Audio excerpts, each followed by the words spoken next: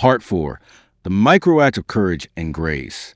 Welcome back to the final, and perhaps most beautiful, section of our summary of 12 rules for life.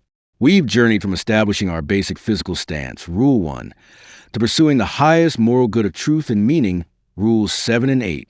The last two rules, Rules 11 and 12, seem almost jarringly simple after the heavy philosophy that preceded them. They are micro-instructions, small, actionable moments that remind us where true resilience and the sheer grace of being are found, especially when life is at its most tragic.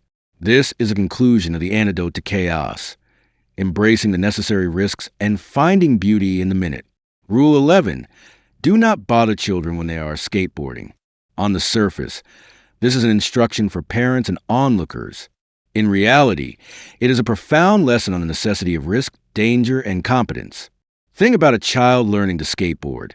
They are falling, scraping their knees, and navigating the edge of genuine physical danger. Every time they fall and get back up, they're not just mastering a trick, they are mastering fear itself. They are proving to themselves that they can interact with the dangerous world and survive. When an anxious parent or overly protective adult intervenes, when they tell the child to stop or criticize their technique or cushion their fall, they are robbing the child of this critical, self-authorized learning. They are exchanging the child's chance to develop competence for their own momentary relief from anxiety. Peterson's message is that we must recognize and respect the human desire to court danger, particularly in young men. The world is a challenging place, and if we shield the young from all risks, we produce weak, resentful, and utterly incapable adults who are destroyed by the first major setback.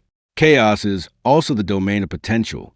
To stand on the edge of the unknown, to willingly face danger and to come out the other side stronger, that is a formula for developing a useful human being. The instruction here is to everyone, not just parents. Don't stifle the necessary encounter with risk. Allow yourself and others the dignity of standing up to the world's challenges, falling, and learning how to heal and rise again. Rule 12. Pet a cat when you encounter one on the street.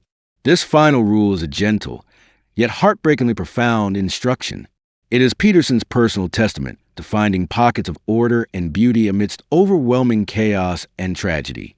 Peterson wrote this rule during one of the most difficult periods of his life, when his own family was grappling with serious illness and pain.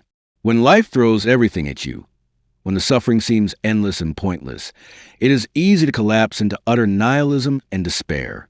This rule is a radical act of resistance against despair. Imagine you are walking down a dark, cold street, burdened by responsibility and loss. Then you see a small, seemingly insignificant act of grace. A cat. An independent, beautiful creature that offers itself up for a brief, pure connection. The instruction is to stop, to intentionally break the stream of your dark, anxious thoughts, and to focus entirely on the soft purr, the texture of the fur, the simple, perfect reality of the small, living moment of order. This act forces you to acknowledge that even in the absolute depths of existence, there are moments of irreducible, pure good. There is still beauty. There is still an opportunity for simple, non-utilitarian connection. You must not allow the weight of life's tragedy to blind you to the small miracles that still exist. It is an exercise in intentional gratitude and awe. The ability to recognize and accept this fleeting beauty is what keeps the darkness from winning.